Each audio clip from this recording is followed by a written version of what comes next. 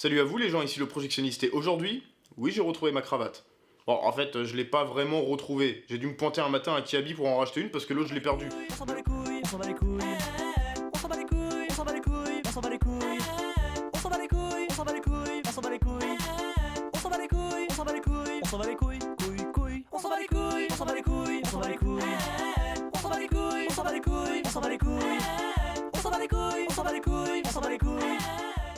Et c'est ainsi que je suis devenu le ministre des MST au Honduras. Mais passons, on n'est pas là pour parler de ça, même si j'avoue en être particulièrement fier. Bref, aujourd'hui je suis un petit peu emmerdé. Je suis un petit peu emmerdé parce que j'ai très envie de vous parler d'un film, mais il ne rentrera pas dans le cadre d'une bobine classique. Et c'est pas non plus un film français. Du coup, je me suis dit comme ça que ce serait sympa de temps en temps de pouvoir parler de films, de courts-métrages ou même de séries, pourquoi pas, en seulement quelques minutes. Soit parce que j'ai pas tant que ça à dire sur le film, mais que j'ai quand même envie d'ouvrir ma gueule, soit parce qu'il s'agit du snuff movie d'un héroïnomane polonais en cure de Xanax et dans ce cas, j'aurais pas forcément envie de m'étendre plus que ça sur le film, soit parce que comme le film d'aujourd'hui, il s'agit d'un ovni expérimental muet dont le but est de filmer l'humanité sous différents plans et différentes échelles. Mais, ne partez pas.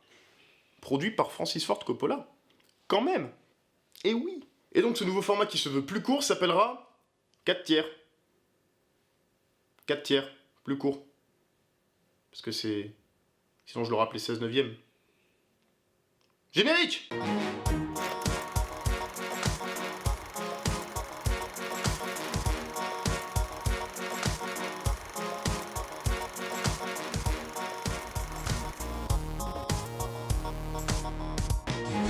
Koyaanisqatsi, prononcé Koyaanisqatsi, est donc un film qui, pour commencer, est rangé dans la case documentaire sur pas mal de sites spécialisés, et même si j'ai l'air de chipoter sur un détail à la con, je ne comprends pas la démarche de vouloir classer ce film, tant il est à des années-lumière du reste de la production cinématographique. Et surtout, il n'a pas pour but d'expliquer quelque chose, ce qui est quand même le propre du documentaire, mais de transcender le spectateur afin de l'amener à réfléchir sur le message qu'a voulu faire passer son réalisateur. J'admets volontiers qu'il faille ouvrir très très grand ses chakras la première fois qu'on regarde le film, parce que vu de l'extérieur, il peut vraiment paraître bizarre, inintéressant ou juste complètement what the fuck. Pour la faire courte, Koyaanisqatsi se présente comme une suite de plans qui ont pour but, comme je l'ai dit plus tôt, de filmer l'humanité et son environnement sur plusieurs échelles, allant de l'intimiste au global, dans différents espaces, en différents temps. Et je n'ai absolument aucune idée de comment décrire ce film autrement. Réalisé en 1982 par Godfrey Reggio et produit par Francis Ford Coppola, Koyaanisqatsi est un film incroyable à bien des égards. Déjà visuellement, pour la majestuosité des plans de la nature sauvage, le tumulte de la ville, sa vision des dégâts de l'homme sur son environnement, des avancées technologiques, du monde, de la vie, le tout relié par une seule et gigantesque toile de fond,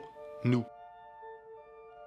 La beauté du métrage est que, bien qu'il veuille amener le spectateur à se poser des questions, il n'est jamais politique, jamais moralisateur, et se contente de montrer un état de fait, celui de la vie humaine sur notre planète.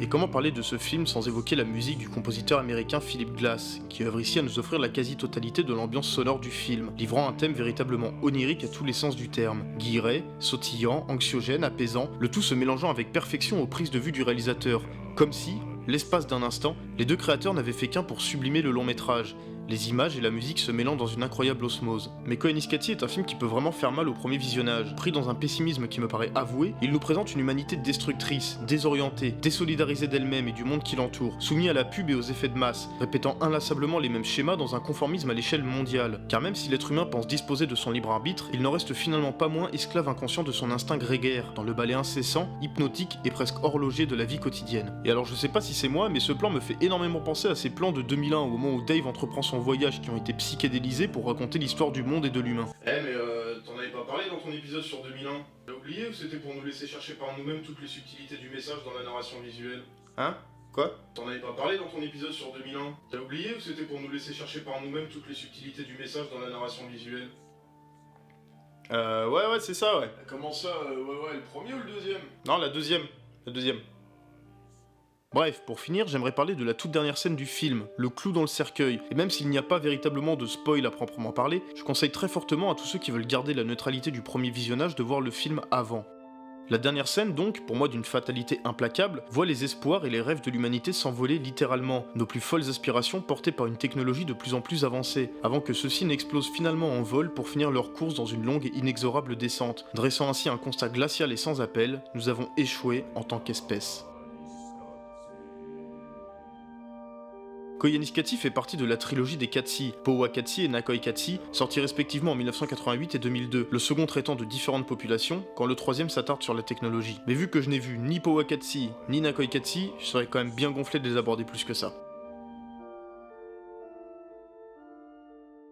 Ce premier épisode de 4 tiers est à présent terminé, j'espère que ce nouveau format vous plaît, avec lui j'espère pouvoir parler d'un peu de tout et de rien, mais d'ailleurs je pense que ça va vite partir en fly fucking, mais bon, ça c'est le problème du futur moi, pas du mien. Eh d'ailleurs, Narvalo. Mais t'es de moi? Oui, je suis toi. Mais c'est arrivé quand ça? En 2018. Mais c'est l'an prochain! Bah oui.